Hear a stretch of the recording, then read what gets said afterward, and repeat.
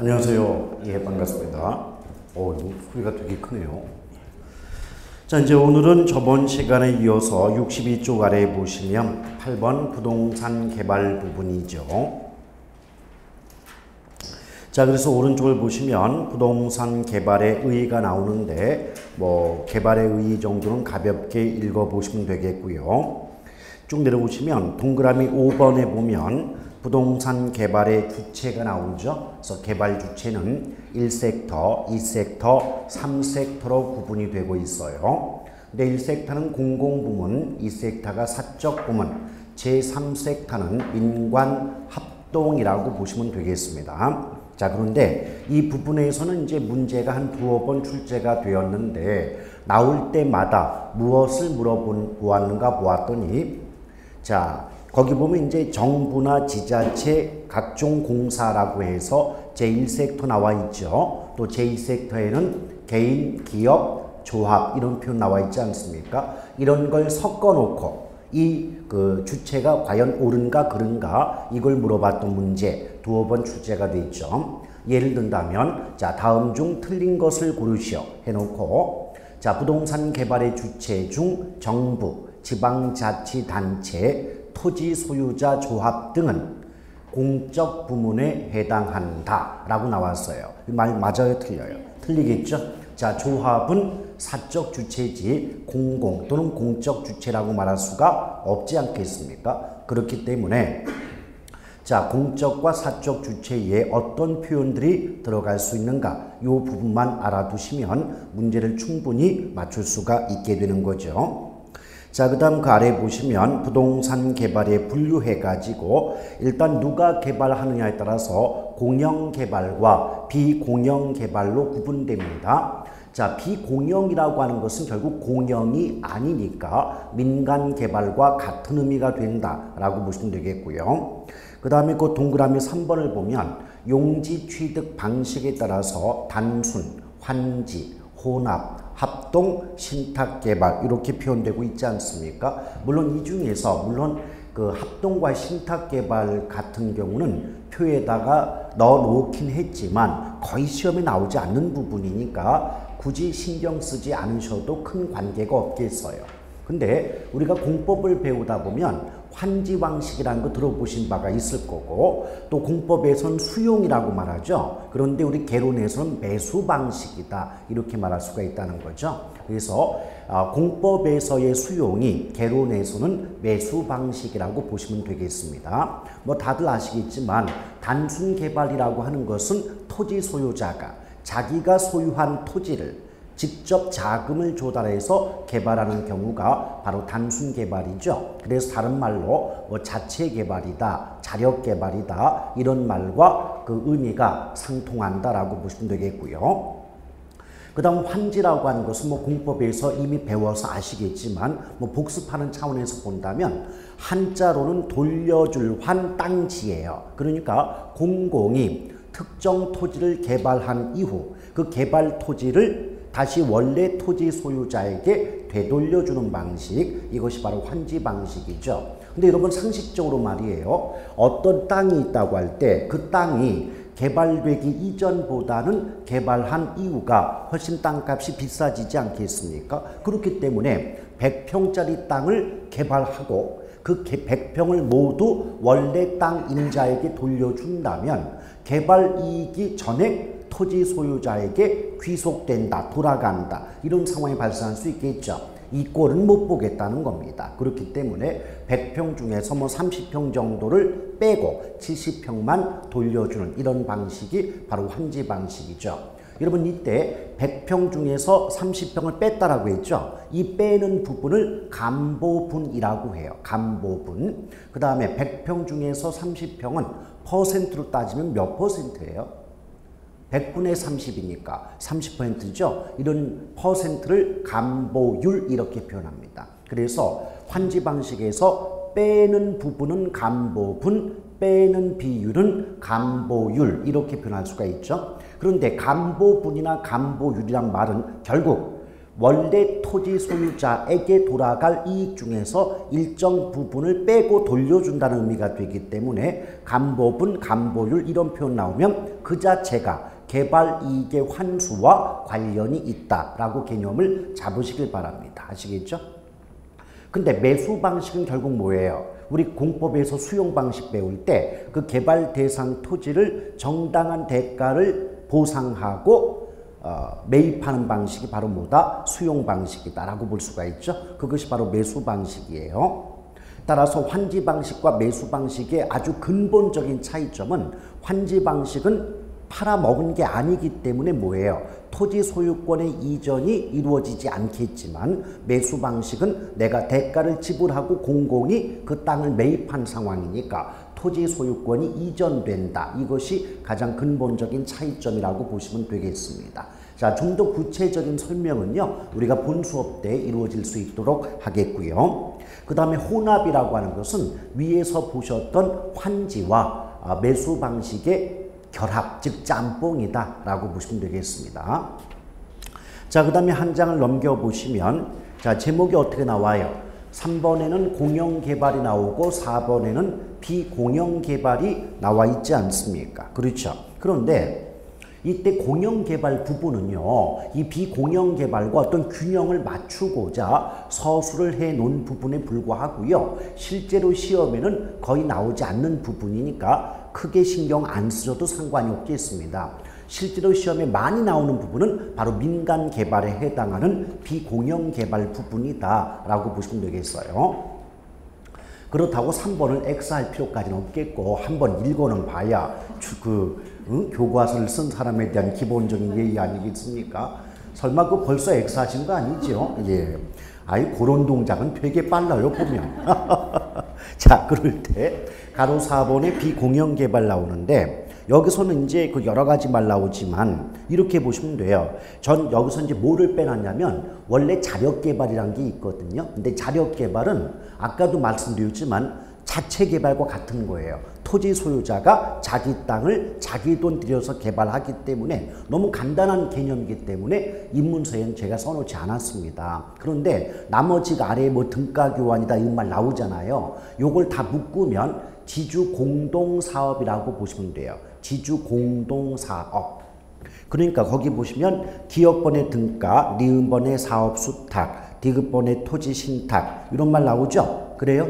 이런 것들은 지주 공동사업이고 맨 아래에 보면은 리을번의 자력개발 들어가 있지 않습니까? 이게 비교가 되는 거예요. 근데 리을번의 자력개발은 이미 설명드렸으니까 그렇게만 기억하시면 되겠고, 자, 윗걸로 넘어가죠. 여러분 지주 공동이라고 할 때 공동이란 말은 혼자서 여럿이서의 뜻이 되겠죠. 그렇기 때문에 지주 공동사업의 의미는 토지 소유자와 개발업자가 함께 손잡고 공동으로 개발하는 방식이다 라고 보시면 되겠습니다. 아시겠죠?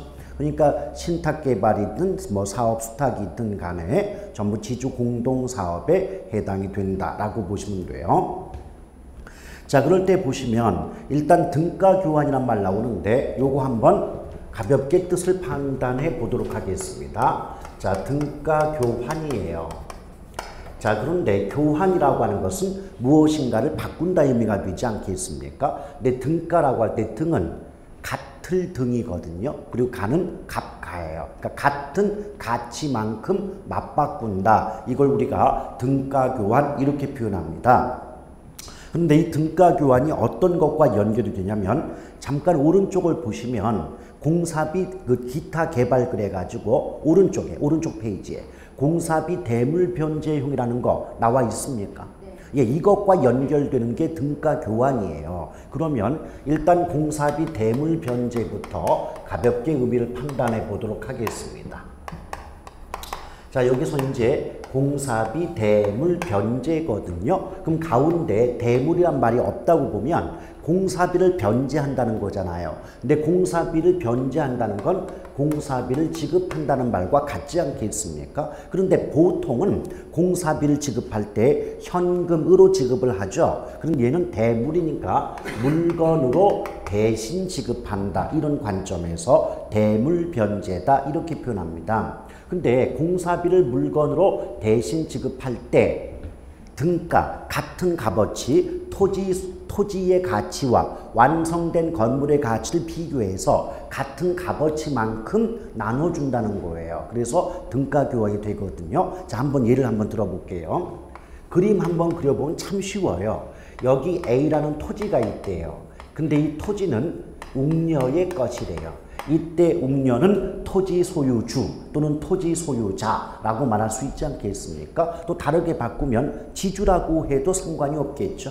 그런데 이때 분명히 지주 공동사업은 누구와 누가 손을 잡는다. 토지 소유자와 개발업자가 손을 잡아야 돼요. 따라서 개발업자가 나와야 되는데 이때 개발업자를 편의상 곰돌이라고 보자 이거죠. 자, 그러면 한번 들어볼까요? 토지 소유자 웅녀가 자기가 소유한 토지를 제공해 줘요. 그러면 개발업자 곰돌이가 별도로 건축에 필요한 자금을 모아온다는 거죠. 그럼 어때요? 이렇게 건물을 짓겠죠. 그래요? 그러면 당연히 토지 소유자 웅녀는 개발업자 곰돌이에게 공사비를 지불해 줄 필요가 있지 않겠습니까? 그렇죠? 이런 경우에 현금으로 지급하는 게 아니고 어떻게 지급한다? 개발업자 곰돌이가 완성한 건물의 가치와 웅녀가 제공한 토지의 가치를 비교해서 등가, 같은 값어치만큼 건물을 나눠준다는 거죠. 무슨 말인지 아시겠죠? 따라서 예컨대 이게 4층짜리 건물일 때 토지와 건물 가치가 만약 같은 값어치다, 등가다 라고 한다면 그 완성된 건물의 절반을 공사비로 누구에게? 개발업체에게 지불해 줄 수가 있다는 거죠. 그러니까 1층부터 2층까지는 뭐 토지 소유자가 갖고 3층과 4층은 개발업자에게 공사비로 지불을 해 준다는 거죠. 아시겠습니까? 따라서 공사비 대물 변제형은 결국 등가 교환 방식과 밀접한 관련이 있다는 거죠. 그럼 이렇게 말할 수 있지 않을까요? 공사비를 현금이 아닌 완성된 건물의 일부로 지불한다. 이런 표현이 가능할 수 있지 않습니까? 그런데 그 완성된 건물의 일부를 지불할 때 어떻게 지불한다? 토지 소유자가 제공한 토지의 가치와 개발업자가 완성한 건물의 가치를 비교해서 같은 값어치만큼 맞바꾼다, 나누어준다. 이런 표현이 가능할 수가 있는 거죠. 오케이? 근데 여러분, 그렇다면 이때 이 건물은요, 절반은 토지 소유자가 갖고 나머지 절반은 개발업자가 갖는 셈 아니겠습니까? 요걸 여러분 나중에 민법에서 배우면 구분 소유한다. 이런 식의 말이 가능할 수 있지 않습니까? 그렇죠?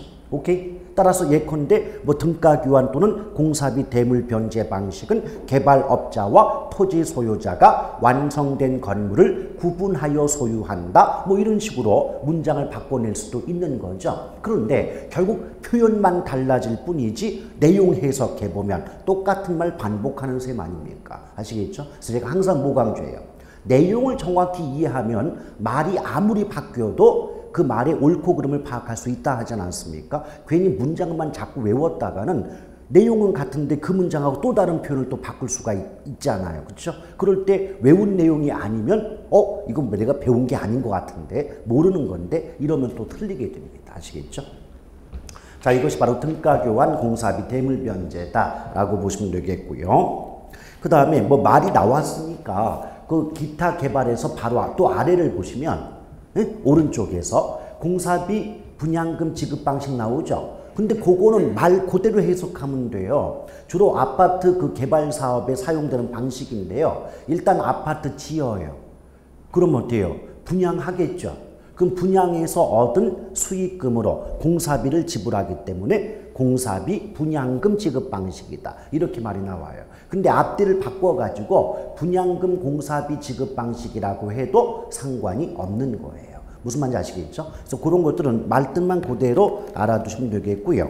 그 아래 투자자 모집형은 거의 나오지 않으니까 신경 쓰실 필요 없을 거고, 컨소시엄 구성 방식은 한마디로 말하면 여러 법인 간의 연합체를 구성하는 방법이 바로 컨소시엄 구성 방식이다라는 정도 지금은 가볍게 그 정도만 알아두시면 되겠습니다. 아시겠죠? 그 다음에 다시 왼쪽으로 넘어와 보실까요? 자, 니은번에 사업 수탁 방식이 있고 디귿번에 토지 신탁 개발 방식 두 가지로 구분이 되고 있죠. 근데 일단 제가 부르는 표현에 한번 동그라미 쳐보실래요? 사업수 탁의 탁.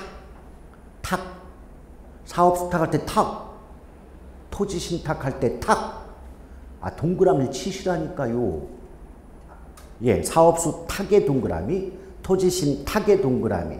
자, 동그라미 친 부분을 보니까 둘 다 탁자 돌림이죠. 그렇죠? 근데 탁자 돌림은 공통점과 차이점이 있더라는 거예요. 그런데 일단 그 공통점, 차이점을 말씀드리기에 앞서서 간략하게 뜻을 보시게 되면 사업 수탁 방식은요, 수탁이란 말 대신에 위탁이란 말 쓸 수 있거든요. 오케이? 자, 다만 암탁은 존재할 수 없습니다. 자, 그런 경우에 말이죠. 이것은 토지 소유자가 개발업자를 믿고, 야, 개발업자 네가 말이야, 개발 사업의 초기부터 마지막 분양 임대까지 네가 알아서 다 맡아서 해다오. 다만 나중에 네가 수고한 대가는 내가 섭섭지 않게 줄게. 이것이 바로 뭐다? 사업 수탁 방식이다 라고 보시면 돼요. 근데 조심할 것은요, 이건 토지 소유자가 개발업자를 믿고 맡긴 거지만 그렇다고 해서 토지 소유권이 개발업자에게 넘어가는 건 아니지 않습니까? 그렇죠? 그런데 그 아래 신탁이 있어요. 여러분 이제 나중에 민법을 배우시다 보면 아시겠지만 앞에 어떤 말이 나오든 간에 신탁이란 말이 붙게 되면 신탁은 어때요? 신탁 계약이 체결이 되면 신탁 계약 기간 동안에는 재산권이나 소유권이 누구에게? 신탁회사로 이전된다는 거죠. 오케이? 따라서 기본적인 어떤 구조는 사업 수탁이나 토지 신탁이나 공통적이다, 동일하다고 보시면 돼요. 근데 기본적 차이점, 근본적 차이점이 뭐에 있다? 사업 수탁은 토지 소유권이 이전되지 않지만 신탁은 토지 소유권이 신탁회사로 이전된다. 이것이 근본적인 차이점이에요. 아시겠죠? 자, 그러면 주목.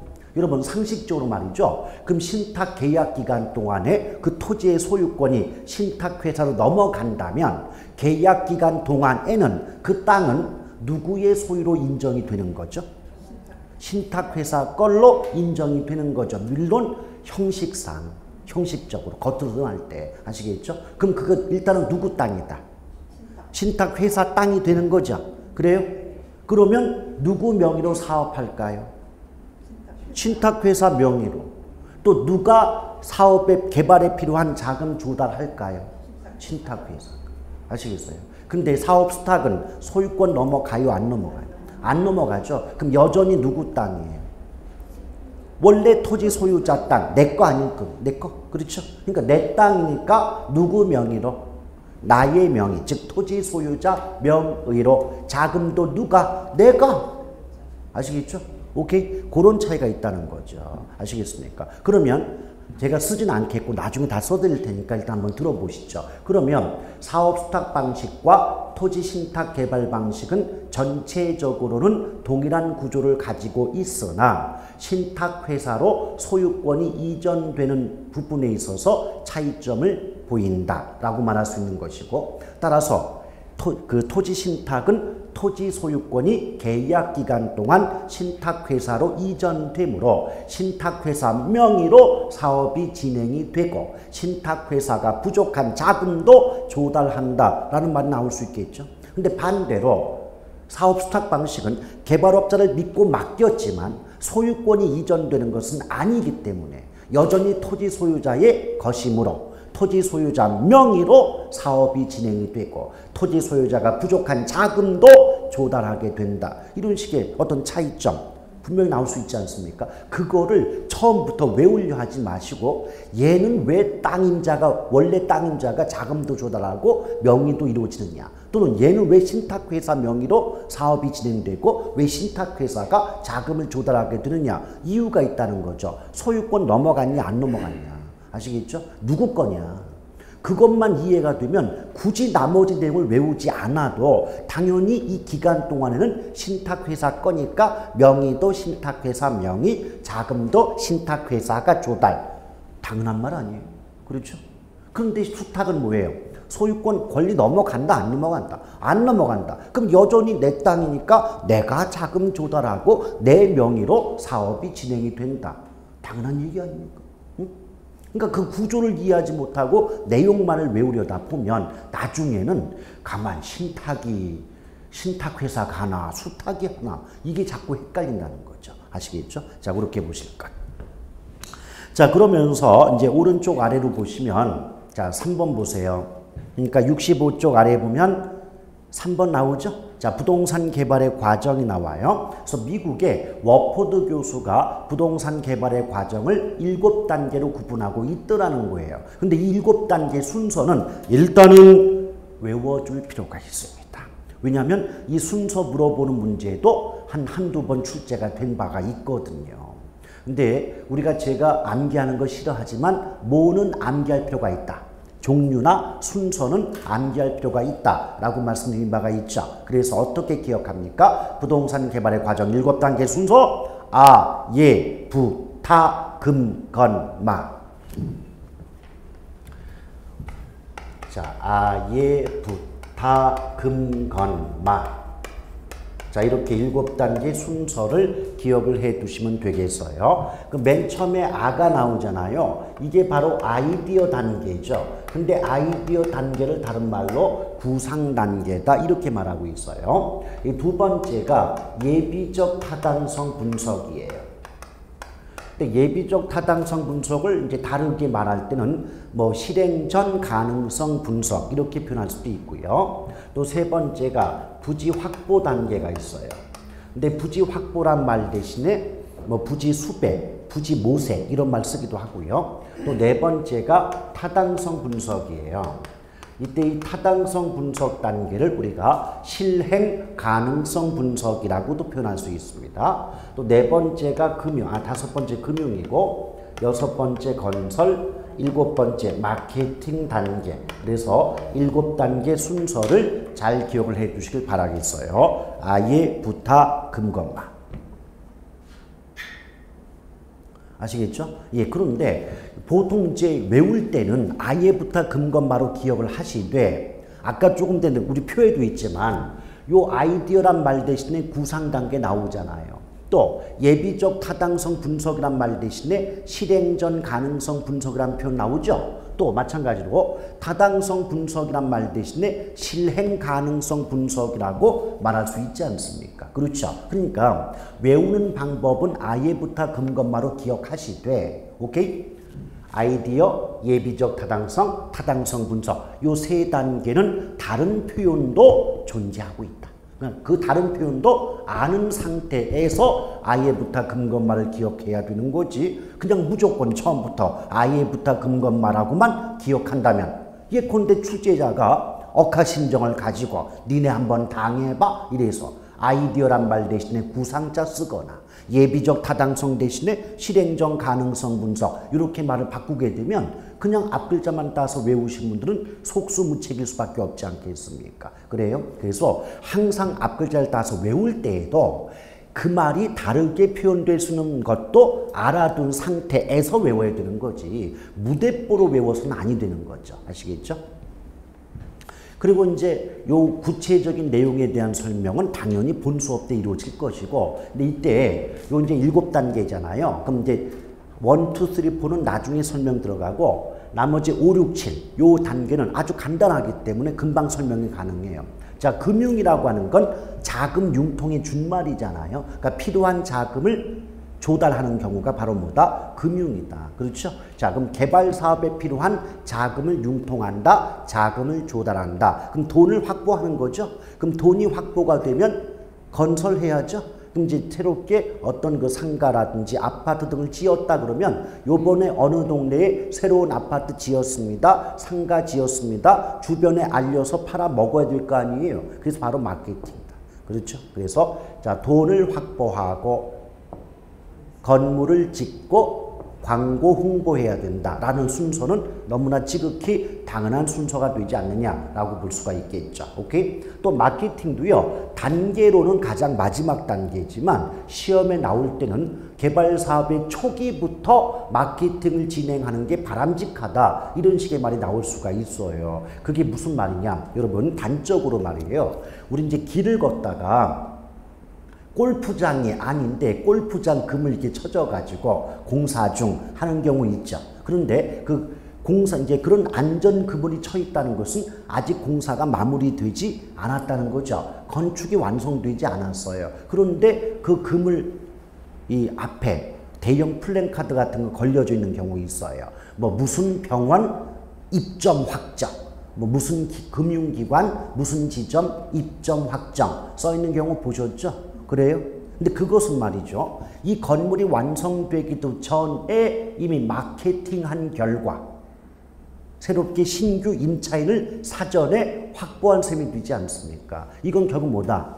마케팅이 가장 마지막 단계이긴 하지만 원래는 원칙적으로는 사업의 초기부터 광고 홍보함으로써 공실의 위험을 줄일 수가 있지 않느냐. 공실이 뭘까요? 분양 임대되지 않고 사무실 비어 있으면 그만큼 손해가 발생하는 거 아니겠습니까? 그렇죠? 그럼 어떻게 돼요? 찾아가는 거예요. 은행 찾아가가지고 요번에 저희가요 뭐 2013년 12월 31일 날 완공이 됩니다.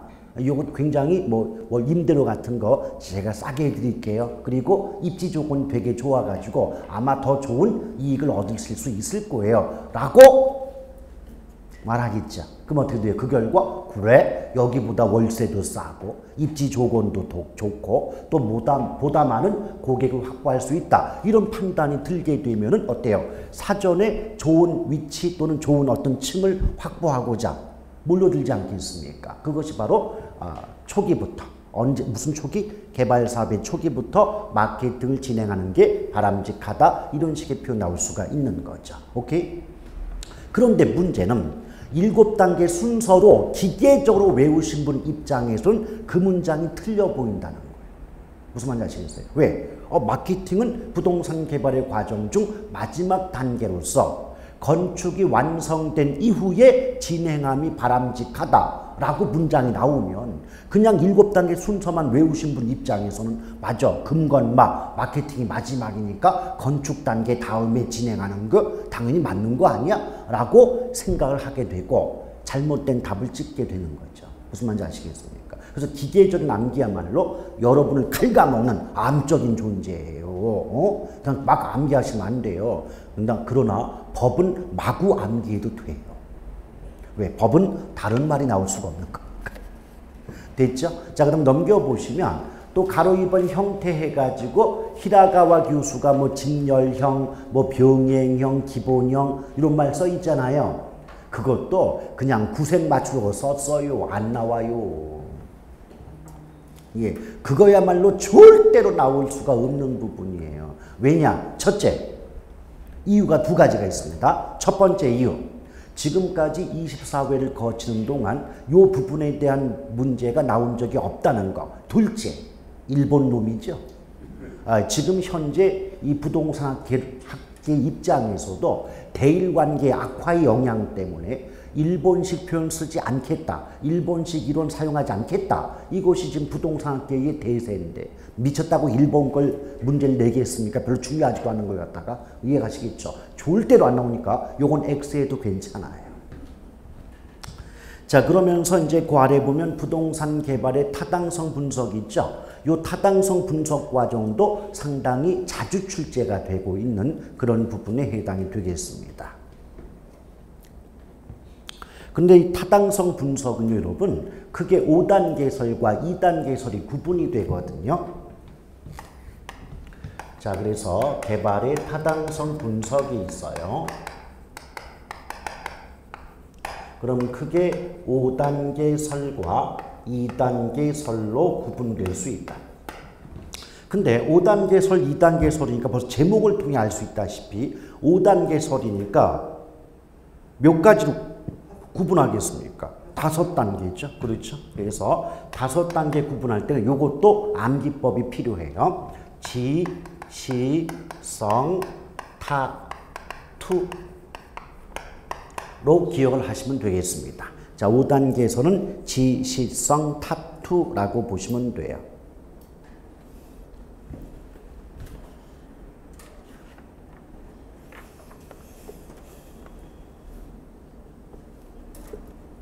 예, 지금 우리 그 입문서에 있는 것은요, 제가 5단계, 2단계 모두 하면 좀 복잡해 보일까봐 2단계 서를 가지고 입문서에 써놓은 것이고, 지금 제가 설명하는 건 일단 5단계 서를 먼저 설명하고자 합니다. 그러니까 굳이 뭐 이런 그 교과서 내용 안 보셔도 큰 지장 없어요. 근데 이게 어떤 것의 약자냐면, 맨 처음에 지라고 하는 것은 지역 경제 분석을 의미해요. 또 두 번째가 시장 분석이고, 세 번째가 시장성 분석, 또 네 번째가 타당성 분석, 또 다섯 번째가 투자 분석이기 때문에 각각 중요한 표현을 따서 기억을 할 때는 지시성 타투다라고 보시면 되겠습니다. 지시성 타투. 예, 시장 분석과 시장성 분석, 이렇게 5단계로 구분해 볼 수가 있더라는 거죠. 자, 그러면 일단 순서만 가지고도 몇 가지 문장을 만들어낼 수 있거든요. 여러분 칠판을 잘 보시면서 귀로 한번 잘 들어보세요. 자, 칠판 순서 잘 보십시오. 일단은 지시성 타투를 보게 되면 지역경제 분석이 시장 분석보다 앞에 나오잖아요. 그게 뭔지 모르지만, 그렇죠. 그럼 이런 말 가능합니까? 지역경제 분석은 시장 분석에 선행한다. 맞아요. 또 그 말을 앞뒤를 바꾸면 시장 분석은 지역경제 분석에 후행한다. 말 됩니까? 오케이? 마찬가지죠. 그럼 시장과 시장성 분석만 비교해 볼까요? 시장 분석은 시장성 분석에 선행하며 시장성 분석은 시장 분석에 후행한다. 말 되죠? 오케이? 자, 이제 그런 식의 문장 일단 손이 가능하고요. 또 두 번째, 여러분 칠판 보세요. 시장 분석의 내용 속에는 지역 분석의 결과가 포함될 수밖에 없지 않나요? 그래요? 이게 먼저 이루어졌잖아요. 그럼 이걸 바탕으로 시장 분석할 거 아닙니까? 그럼 시장 분석의 내용 속에는 지역 경제 분석의 결과가 당연히 포함될 수밖에 없지 않습니까? 그래요, 안 그래요? 그렇죠? 그럼 역시 마찬가지예요. 시장성 분석은 시장 분석의 결과를 포함할 수밖에 없는 거죠. 이해하시겠어요? 오케이? 그럼 타당성 분석은 그 앞에 나오는 시장성 분석의 결과를 포함할 수밖에 없겠죠. 이해가시겠죠? 그러면 이걸 가지고 어떤 문장이 가능하냐면, 자, 부동산 개발 타당성 분석의 각 단계는 당연히 전 단계를 내포한다. 맞습니까? 그렇죠? 이게 결국 뭐예요? 다음 단계는 앞선 단계의 결과를 당연히 포함할 수밖에 없지 않느냐. 오케이? 이것 하나하나가 별거 아닌 것 같지만 전부 지금까지 출제되어 왔던 기출문제 문장 표현들이에요. 아시겠습니까? 근데 이것을 별도로 지금 외울 것이 아니고 순서만 가지고 문장 2개 본 거 아니에요. 앞뒤 순서 보니까 앞에 있으면 선행, 뒤에 나오면 후행. 또 뒤에 있는 것은 앞에 있는 내용을 포함하는 거니까 각 단계는 앞선 단계, 전 단계를 내포, 포함한다. 당연히 성립될 수 있는 표현이죠. 오케이? 그걸 왜 외우냐는 건 내 얘기예요. 제 얘기예요. 왜 그걸 따로따로 외울까? 대부분의 수험생들은요, 지시성 타투 외우고, 뭐 제가 조금 전에 말씀드렸던 그 2가지 문장들을 다 외운단 말이에요, 문장으로. 저는 그걸 보면서 뭐 그렇게 열심히 하는 모습이 좋아 보이기도 하지만 또 한편으로는 아니 공부를 왜 저렇게 비효율적으로 할까? 순서를 기억했다는 건 이미 앞뒤 선후 관계를 파악했다는 것이고 또 뒤에 나오는 것은 앞에 나온 결과를 당연히 포함할 수밖에 없지 않느냐. 그렇죠? 그러면 여러분 기억하고 계신 지시성 타투만 가지고도 나머지 문장을 외우지 않고도 충분히 어떤 말이구나, 이 말이 어떤 뜻이구나 파악이 되지 않습니까? 그런데 별도로 3가지, 4가지 문장을 다 외워요. 뜻이 뭔지도 모르면서. 그럼 어떡하겠어요? 그만큼 암기량은 많아지면서 내용 자체에 대한 이해는 부족하니까 조금만 말을 바꿔내도 그 문제를 접근하기가 어려워지지 않겠습니까? 그런 거 좀 조심하자 이거예요. 아시겠죠? 아이고. 자, 그러면서 요게 2단계 설이 뭐냐? 요게 지시성 있죠? 요 지역, 시장, 시장성. 요 3단계를 묶어서 다시 시장 분석이라고 하더라 그 말이에요. 또 타투 두 단계를 묶어가지고 경제성 분석 이렇게 표현하더라 이 말입니다. 그래서 이때 5단계설에서 지시성 3단계를 묶어서 시장, 타투 2단계를 묶어서 경제성 분석으로 구분하는 게 바로 2단계설이다 라고 보시면 돼요. 됐죠? 근데 우리가 이렇게 시험에 나왔을 때 말이에요. 순서를 알고 있음에도 불구하고 내용에 혼란을 겪는 경우가 있어요. 어떤 경우냐? 잘 봐요. 5단계로 나눌 때에도 무슨 분석이 있어요? 근데 2단계 나눌 때에도 이해하시겠죠? 무슨 말인지. 오케이? 그럼 5단계에도 시장 분석이 있고 2단계로 나눌 때도 시장 분석이 있잖아요. 그렇죠? 그럼 여러분이 판단해 보실 때는 위쪽의 5단계 시장과 아래쪽 2단계 시장 중에서 그 범위가 넓은 건 어느 쪽일 것 같아요? 2단계의 시장 분석이 5단계의 시장 분석보다는 범위가 넓을 수밖에 없잖아요. 왜요? 이 세 가지를 모두 묶은 게 여기 이거니까. 그렇죠? 그렇다면 원래 정상적으로 시험이 출제가 될 때는 출제자 입장에서 좁은 의미, 즉 협의의 시장 분석, 광의의 시장 분석 이렇게 말을 해줘야 이것이 5단계인지 2단계인지를 판단하고 그 뒤에 문장을 연결해서 그 지문 전체가 옳은지 그른지를 알 수가 있지 않습니까? 그렇죠? 그런데 안 써줘요. 그냥 시장 분석이라고만 내지 협의, 광의 이런 말 안 써준다고. 그렇다면 어떻게 돼요? 그 뒤에 나오는 말을 보고 이게 5단계인지 2단계인지를 우리가 직접 판단할 수밖에 없다는 거죠. 오케이? 근데 그 순간에 우리가 현장 가면 지금과 같이 이렇게 평온한 마음이 아닐 것 아닙니까? 항상 제가 쓰는 말 뭐예요? 두근반, 세근반, 합이 얼마? 6근이에요, 6근. 그런 상황에서 그게 보인다, 안 보인다? 안 보여요. 그래서 평상시에 이걸 정확히 어떤 말 나오면 뭐야? 라고 개념을 잡아놓지 않으면 막상 시험을 칠 때는 상당히 혼란일 수가 있다는 거죠. 근데 아주 간단한 방법이 하나 있어요.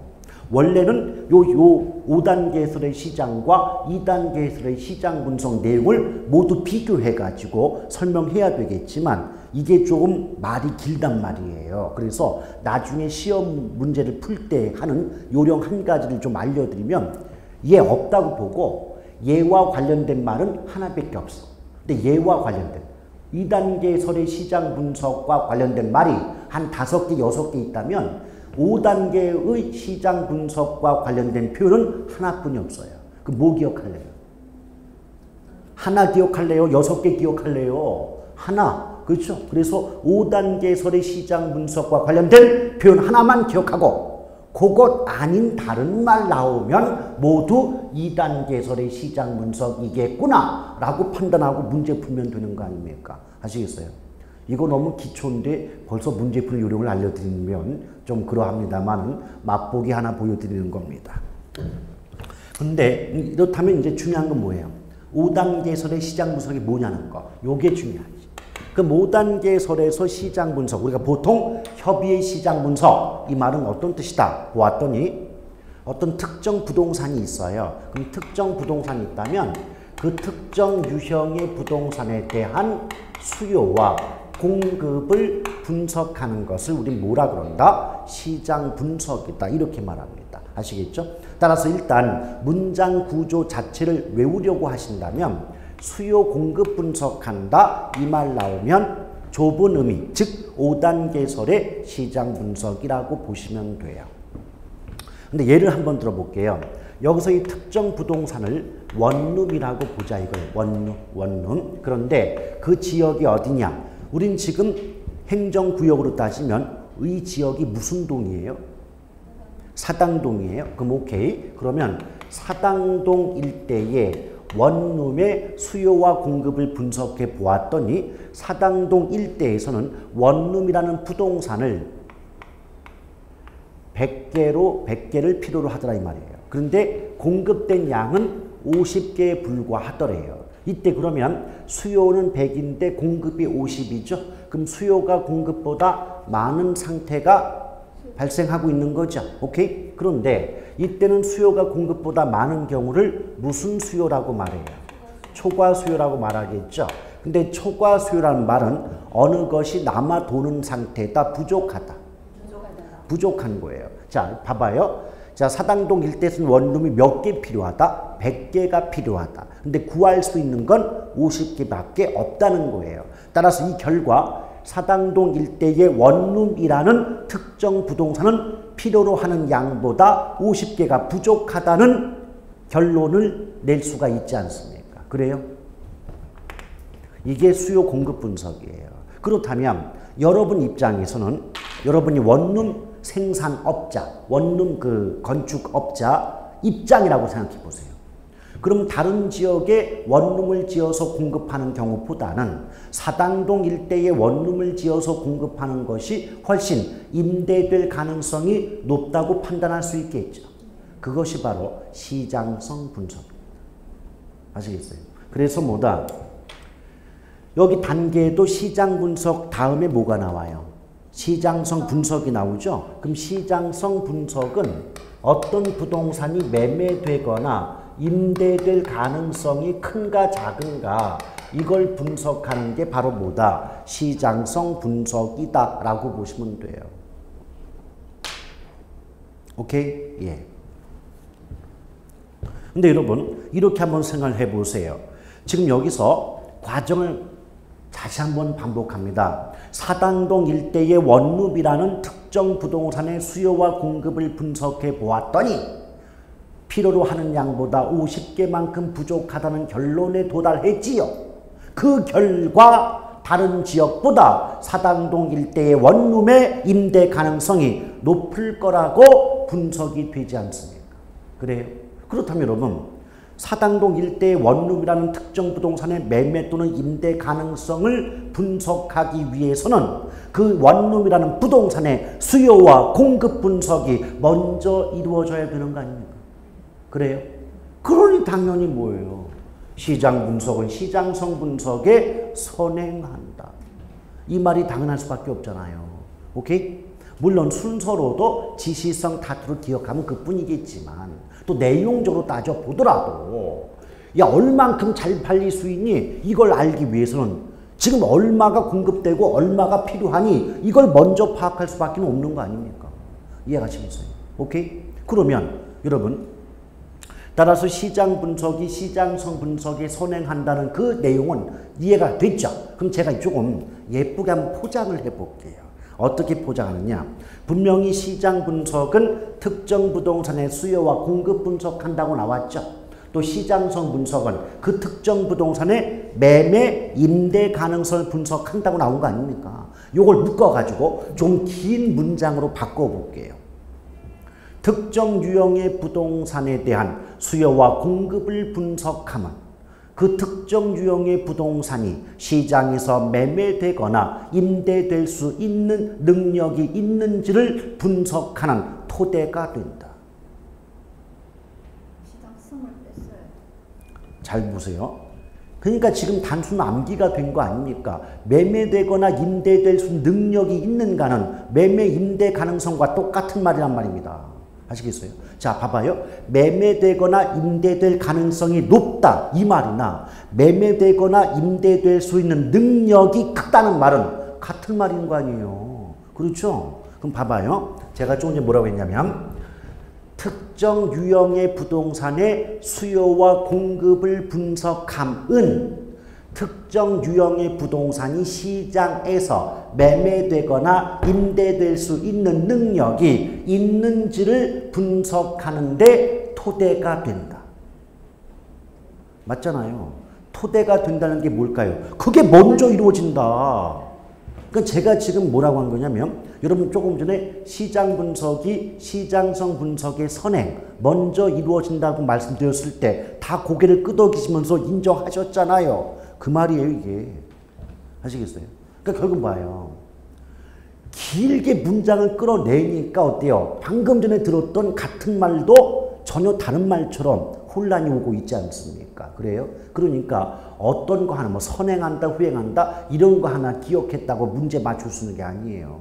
오케이? 근데 저 같은 경우는 지금 똑같은 말인데 내용을 가지고 문장을 길게 늘린 거예요. 다시 한번 봐봐요.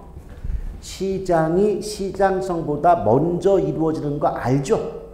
이건 이해되죠? 근데 그 시장 분석은 내용을 따지면 특정 부동산의 수요 공급을 분석하는 거고, 시장성 분석은 그 특정 부동산의 매매 임대 가능성을 분석하잖아요. 그렇죠?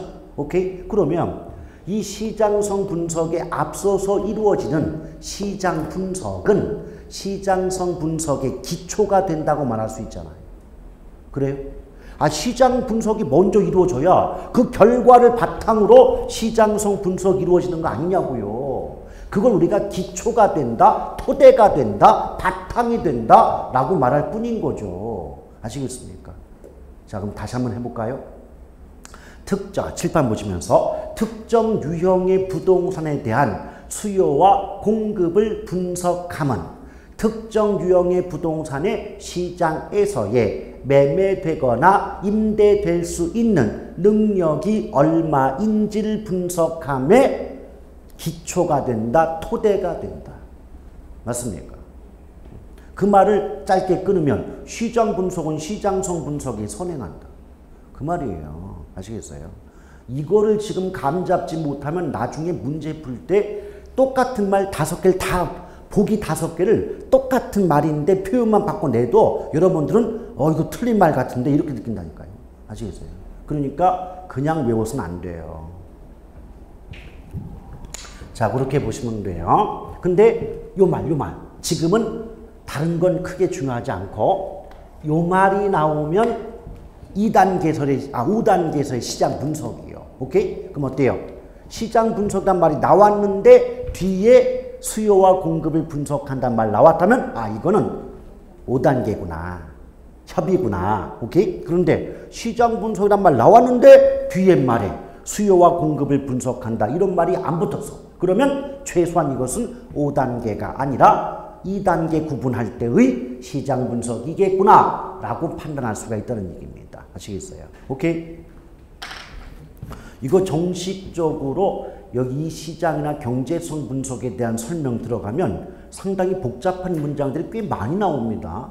지금 이것은 정상적인 범위보다, 내용보다 한 5분의 1 정도밖에 안 하고 있는 셈이에요.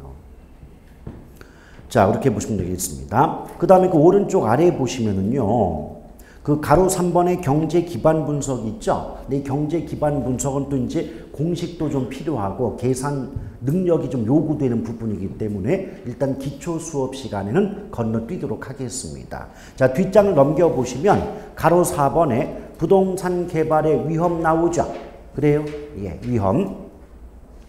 근데 개발의 위험 나오는데 얘는 다른 거 필요 없고요. 일단 동그라미 1번, 2번, 3번을 봐요. 법률적 위험, 시장 위험, 3번에 비용 위험 나오죠? 그래요? 요거를 앞 글자만 따봐. 맨 앞 글자. 법시비죠. 법시비. 오케이? 예. 이거 이거 어떻게 기억합니까? 부동산 개발의 위험은 법시비인데 법시비는 어떤 치다? 법으로 시비를 가리자. 오케이? 부동산 개발의 위험은 법으로 시비를 가리자. 그래서 법시비라고 보시면 돼요. 근데 여러분, 법률적 위험 또는 법적 위험이란 말은요, 개발론이 아니고 어디에 나와도 내용이 똑같아. 법자가 붙었잖아요. 그러니까 법률, 정책, 제도가 바뀌어서 개발업자 또는 투자자가 손해를 입게 되는 경우를 뭐라 그런다? 법률적 위험. 이것만 기억하면 돼요. 대책도 있지만 대책에 대한 설명은 나중에 할게요. 그 다음에 두 번째, 일단 시장 위험 잠깐 건너뛰고요. 3번에 비용 위험 있잖아요. 여러분, 부동산 개발은요, 그 개발 기간 또는 사업 기간이 짧을까요? 길까요? 길어요. 장기 개발이겠죠. 그럼 기간이, 개발 기간 또는 사업 기간이 장기간이다 보면 그 사업 기간 동안에 물가가 올라갈 가능성이 높단 말이에요. 그럼 어떤 상황이 발생하냐면 개발업자 입장에서 나는 처음에 이 사업 비용 예산을 100억으로 책정을 해놨다 이거예요. 그런데 중간에 인건비 올라가고 각종 자재값 올라가게 되면 비용이 뭐 120억, 150억, 200억 이렇게 증가할 수밖에 없지 않습니까? 이처럼 당초 예상한 비용보다 그 개발 사업 기간이 연장됨에 따라서 비용이 더 증가할 위험. 이걸 뭐라 그래요? 비용 위험이다. 이렇게 보는 거죠. 오케이? 그 다음에 시장 위험 같은 경우는 어떤 물가 상승이나 경기 침체 등으로 인하여 공실 공가가 늘어날 위험. 이런 것들이 바로 시장 위험이라고 보시면 되는 겁니다. 그럼 공실은 사무실, 임대 분양하고 싶은 사무실이 비어있고 임대되어 있거나 분양되지 못하는 상태고요. 공가라고 하는 건 집을 분양 임대하고 싶었는데 임대 분양되지 않고 비어있다고 할 때 공가라고 하지 않겠습니까? 그럼 공실이나 공가가 높다는 것은 그만큼 분양되거나 임대된 비율이 낮다는 의미고 따라서 그만큼 수익이 아니라 손실이 발생할 수 있겠죠. 이런 경우를 뭐라 그런다? 시장 위험이다. 이렇게 보는 겁니다. 지금은 그런 시장 위험의 의미, 비용 위험, 법률적 위험의 의미가 뭐 구체적으로 못하는 필요 없어요. 대략적으로 이런 뜻이다는 정도만 알고 계시면 충분한 부분입니다. 아시겠죠? 자, 그래 놓고 뭐 개발 부지의 예상 매출액 평가 방법 이런 것들은 되게 어려운 표현이기 때문에 나중에 들어가도록 하는 거죠. 자, 이렇게 해서 부동산 개발론에 대한 설명을 대략적으로 마쳤고요. 잠시 쉬었다가 관리론으로 이어갑니다. 예. 예. 예. 예, 이걸 다 포함합니다. 예. 아, 이제 그런 말이 나올 수 있죠. 근데 그렇게 되면 뭔 말인지 모르기 때문에 풀 수가 없어요. 그러니까 그렇게는 안 낸다는 거죠.